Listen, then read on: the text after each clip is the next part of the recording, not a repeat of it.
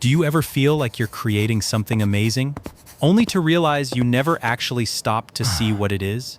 Daniel J. Watts, a Tony-nominated performer and storyteller, knows that feeling all too well.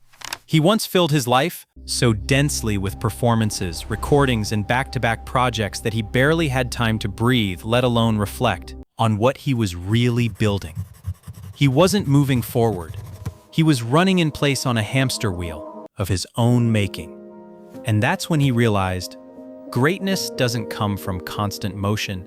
It comes from stepping back long enough to see what you've already made. Let's break down why letting the paint dry isn't about slowing down. It's about reclaiming clarity before you jump into the next thing. Watts' mentor once said, "You don't really let paint dry."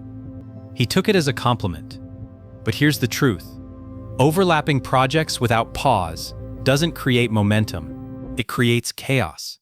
For example, after returning from Paris, he jumped into a jam session with Dave Chappelle. 2 days later, he was cast in Tina the Musical. Weeks later, he was filming The Marvelous Mrs. Maisel. Result: by November 2019, he was burnt out, confused by the trauma of his role, and desperate for clarity. List your last 3 projects. Ask, did I let them dry before starting the next one? Watts realized he wasn't moving forward. He was running on a hamster wheel of his own making. Why? Because he believed success meant never stopping. But here's the trap. When you're always adding new layers of paint, you can't see what's already there. You lose perspective. You lose yourself. Pause here and ask, am I avoiding stillness because I'm scared of what I'll see? Watts couldn't tell whose trauma was his anymore. His role as Ike Turner blurred with his own past. Why? Because he never gave himself time to process. Stillness isn't optional. It's essential maintenance. Skipping it leads to emotional confusion, physical burnout, creative paralysis. Name one area where you're ignoring wear and tear. Now, schedule 1 hour this week to just stop. When Broadway shut down, Watts panicked. He kept checking, when can I start again? But the world said, sit. And in that forced pause, he found clarity. He started painting with his feet. He let colors blend naturally instead of forcing them. He realized, if you don't let paint dry, your yellows and blues make green, even if that's not what you want. What's one thing you've rushed that needed time? Let it rest. Watch it transform. Step 1, schedule mandatory downtime. Watts now builds dry time into his calendar. For example, after a tour, block 2 weeks for no work. Use it to reflect, not fill voids with new projects. Step 2, kill the more is better lie.